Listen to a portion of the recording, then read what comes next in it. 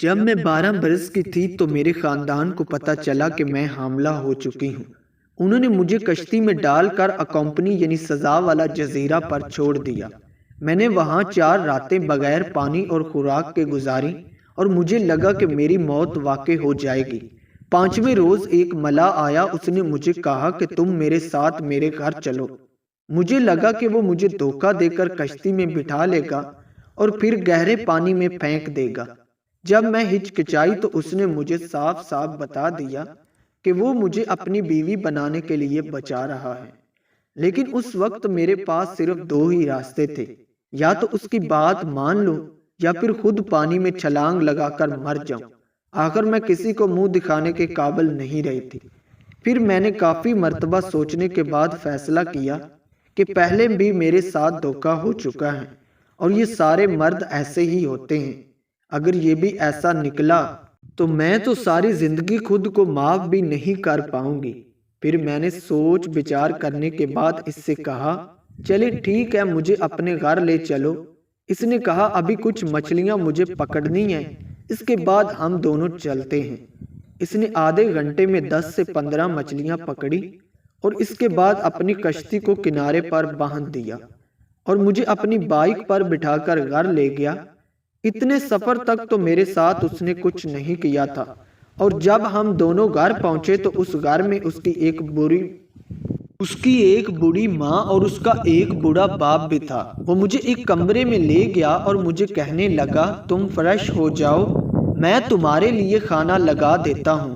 میں اس وقت تک سوچ رہی تھی شاید ابھی تک تو وہ بالکل اچھا ہے، لیکن میں اس کی نیت کو نہیں جانتی تھی کہ اس نے کتنی لڑکیوں کو ایسے ہی دھوکے دیے ہوں گے جیسے آج اس نے میرے ساتھ کیا۔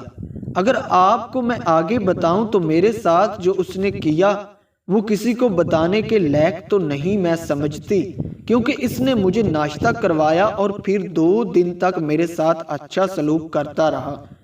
مجھے کچھ سمجھ نہیں آ رہی تھی۔ پھر میں نے سوچا اس نے مجھے شادی کا کہا ہے تو میں نے اسے کہا کہ آپ میرے ساتھ شادی کر لو، لیکن اسے یہ نہیں پتا تھا کہ میں پہلے ہی حاملہ ہو چکی ہوں، کیونکہ یہ بات میں نے اس سے چھپائی تھی۔ میں کسی طرح بھی بچے کو کلیئر کرنا چاہتی تھی، لیکن مجھے موقع ہی نہیں مل رہا تھا اور وہ 2 دن کام پر بھی نہیں گیا تھا۔ میں رات کو سونے لگی تو مجھے آوازیں آنا شروع ہو گئی۔ میں نے کہا، دیکھتی ہوں پتہ نہیں اس وقت کون باتیں کر رہا ہے۔ میں دوسرے کمرے میں گئی اور اسے دیکھا تو وہ شراب اور سگریٹ پی رہا تھا۔ مجھے اس وقت معلوم ہو چکا تھا کہ پہلے بھی مجھے اس پر شک تھا، لیکن اب میرا شک صحیح نکلا۔ اب رات کو تو میں کہیں جا بھی نہیں سکتی تھی، اسی لیے میں نے فیصلہ کر لیا کہ صبح ہوتے ہی یہاں سے اسے بتائے بغیر چلی جاؤں گی، کیونکہ میں ادھر بھی محفوظ نہیں ہوں۔ لیکن مجھے کیا پتا تھا کہ وہ اس رات میرے ساتھ ایسا کچھ کر دے گا۔ وہ میرے کمرے میں آیا اور مجھے کہنے لگا، دیکھو میں تمہارے ساتھ ایک بار ٹورنامنٹ کرنا چاہتا ہوں۔ مجھے کچھ سمجھ نہیں آ رہی تھی کہ یہ کون سے ٹورنامنٹ کی بات کر رہا ہے، اور پھر میں نے اسے کہا کہ میں کچھ سمجھی نہیں۔ اس نے کہا، تم بس اپنی آنکھیں بند کر لو، باقی سب کچھ میں تمہیں سمجھا دیتا ہوں۔ پھر اس نے مجھے ایک شربت پلایا۔ پہلے تو میں نے اسے منع کیا، لیکن کافی اصرار کرنے پر اس نے مجھے کہا، شربت تو تمہیں پینا پڑے گا ورنہ میں تم سے ناراض ہو جاؤں گا۔ میں اور کچھ کر بھی نہیں سکتی تھی۔ میں نے وہ شربت پی لیا۔ اس کے بعد مجھے نہیں پتا میرے ساتھ کیا ہوتا رہا اور کیا نہیں۔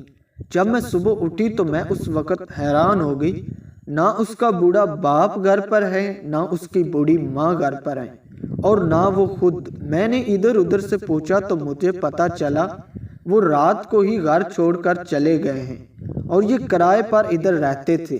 مجھے پھر ایک بار دھوکہ مل چکا تھا۔